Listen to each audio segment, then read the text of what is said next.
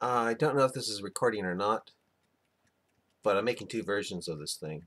I'm recording with a camera here, and I'm recording with a camera here.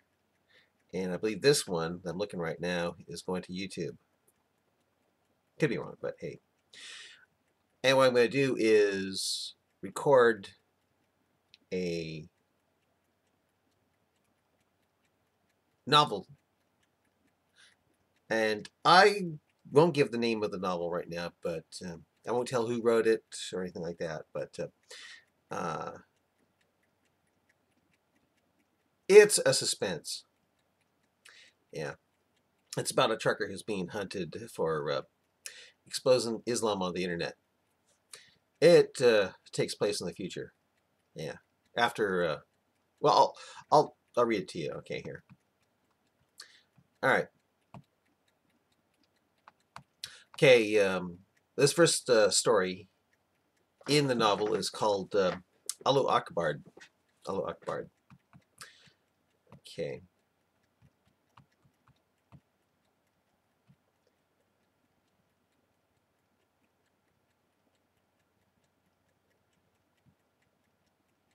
Okay, it's still going. Okay, good. All right, here it goes. Let's see. Now that camera looks okay, but how is the other one here? This might be a battle of cameras here. I think I'll move this up a bit and then bring this down a little bit. So, okay. Yeah, how's this one look?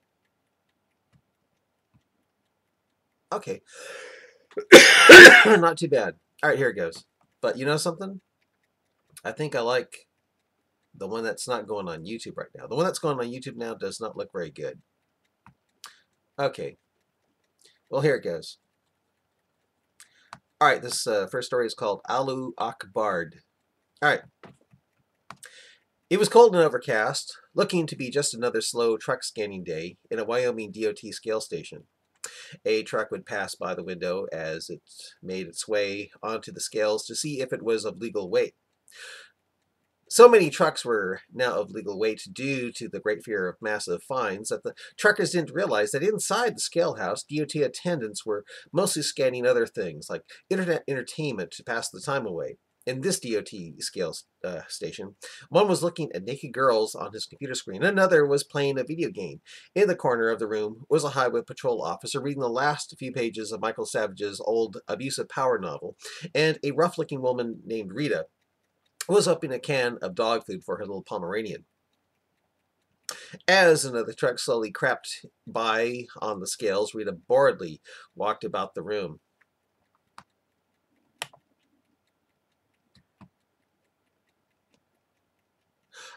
She looked at the computer screen of the attendant looking at porn. I should be looking at that, she said. You, lesbo, you, said the young guy with the porn. I'm just trying to get my fill of it before it's taken off the net next month, thanks to that bill that just passed. The young attendant with the porn then asked, is the Exxon guy still parked outside? Yes, said Rita, but I don't see him. He's still in the steakhouse across the street having those ribs. By the way, isn't it time we pulled in a trucker to look at his paperwork? We haven't done that in over 30 minutes, 30 whole minutes. It was agreed that they should. With that, Rita walked out over and picked up her little dog, then walked out to the window. Outside, the sign flashed red for stop.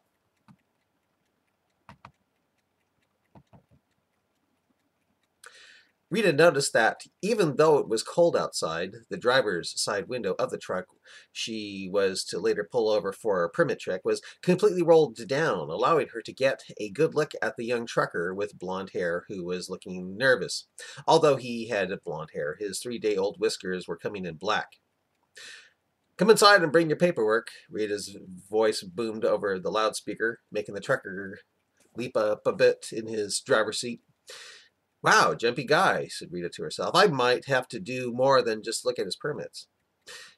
There was a sound of grinding gears. The 18-wheeler with a Volvo engine jerked a bit, then it slowly made its way to the parking lot for examination. It stopped next to the Exxon truck. Maybe he's new at this, said Rita again. 15 minutes later, Rita noticed that the trucker was taking his time in coming in. I wonder what's taking Jumpy so long, said Rita, putting down her dog. She turned to the highway patrolman and said, Bill, the guy I pulled in is taking a sweet time. That's not normal for truckers. True, said Bill, the patrolman. He then added, they usually want to get this over with as fast as possible so they aren't late for a load. Want me to check it out, or do you want to brave it? Oh, I got my gun, said Rita. She looked at her dog and said, you stay here, Jody. You aren't a sniffer. And Rita started walking out to the truck she pulled over. The young trucker inside didn't seem as nervous. Instead, he seemed calm and peaceful with a smile on his face. Rita said, you have taken so long to come inside that I'm now forced to do a full inspection of your rig. That's how this is played. The young trucker said, believe me, I understand. I just have a lot on my mind. Feel free to search everywhere. I'll take my paperwork inside, like you want. As the young trucker started walking to the scale house station, Rita called out, Hey, how come you have your window rolled down in this weather? You like freezing? The young trucker, wearing a long overcoat and black leather gloves, shrugged with his back to her and continued walking. He pulled out a small black object and held it in his hand as he started muttering something to himself. Inside the station, the highway patrolman named Bill finished the last few pages of the Savage book.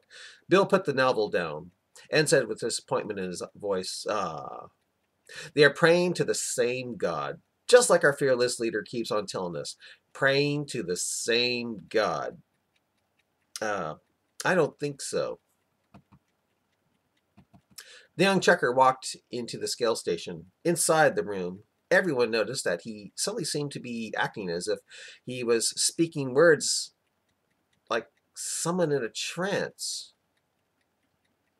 Let's see your paperwork, ordered the man who was playing the video game. The young trucker gave him a black zipped-up case that contained trucker permits.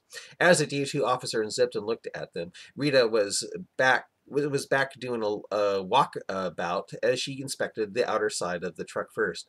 Finding it in tip-top condition, she then proceeded to inspect the inside of the cab. Back inside the scale house, as the DOT officer looked to see if the trucker's permits were up to date, the DOT officer noticed that the young trucker was reciting something that sounded strange to him. The young trucker said, "O you who believe, what is the matter with you, that when you are told to go forth in the cause of Allah, you adhere heavily to the earth? Are you satisfied with the life of this world rather than the hereafter?" The DOT officer, with the trucker's permits case, the trucker's permit case, just smiled and said, "Funny." He said, "Funny." The young trucker had a blank stare in his eyes as he went on with, "But what is the enjoyment of worldly life compared to the hereafter, except of very little?" A look of concern came into the eyes of Highway Patrol Officer Bill. He wondered if something wrong was about to happen. Inside the cab, Rita checked to see if the window was stuck. She pressed the button to see if the window would roll up. It hummed, but nothing came up. Right when she was about to turn it off, suddenly something did come up. It was what was left of a broken window. With that, she looked down to see if she could find glass. There was some glass, but it had been mostly picked up. On the floor of the cab near the stick shift, she saw something gold in color and picked it up to examine it. It was a badge that looked as if it could belong to a policeman. But there was no name of the jurisdiction on it, meaning it was phony. Odd, Rita said to herself, before the significance of a phony police badge in a trucker's cab dawned on her. Rita suddenly noticed a box wrapped in paper and brown paper sitting on the passenger seat. Next to the box was a walkie-talkie. She picked up the box and noticed it had a lot of weight to it. But before she examined it further, she noticed that on the seat and on the passenger side door were what seemed to be little specks of red. Blood, she wondered? She looked around and noticed that there was a lot of it in the back of the cab. Back in the scale house, the young trucker continued to say words, saying, "Do you prefer the life of the world to the hereafter? Unless ye go forth, he will afflict and punish you with a painful torture and put others in your place." "Who will? What are you talking about?" asked the DOT officer, beginning to get nervous. "But you cannot harm him in the least," the young trucker continued to spout. "Harm who?" Those inside the scale house wondered what was going on.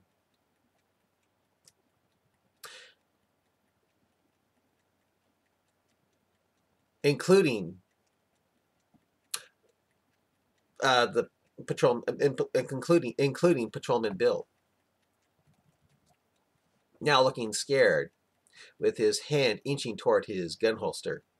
Inside the cab, Rita noticed a lot of blood in the back of the cab. She quickly pushed up on the lower bunk and lifted to see if there was a body in there. Sure enough, there was the body of a man with a bullet wound in his head. With much horror filling her eyes, Rita found her heart pounding and nearly blacked out. She gave a stifled cry and fell backwards, bumping into the stick shift. With shaking hands, she lifted her walkie-talkie to her face and shouted, "Rita to base! Rita to base! Where is that trucker?" Patrolman Bill yanked up his walkie-talkie and asked, What? Did you find something?" Suddenly, Rita's little dog started growling and barking at the trucker. As the trucker continued to recite with a blank expression, "Indeed, Allah has purchased from the believers their lives and their properties. In exchange for they will have paradise." Rita shouted into the walkie-talkie, "Bill, where is that trucker?" Patrolman Bill, trying to remain calm, shouted back, "He's in here. What did you find?" Little Pomeranian was barking so loudly that Rita was hard to hear over the speaker. Still,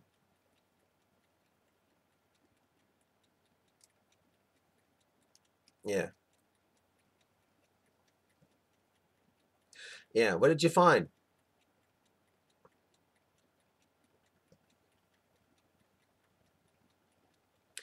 Yeah. Still, what she got, what she said got through with a shout of, "Put your gun on that trucker, Bill. Now, hurry." "What? What did you find?" shouted Patrolman Bill.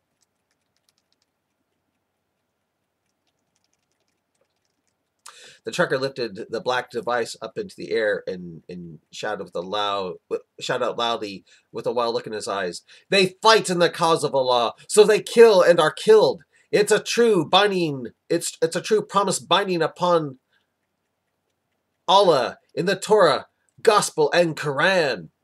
Patrolman Bill quickly went for his gun while shouting into his walkie-talkie, "Get out of the cab, Rita! Get out of the cab! He's holding up a device in his hand and talking like a terrorist."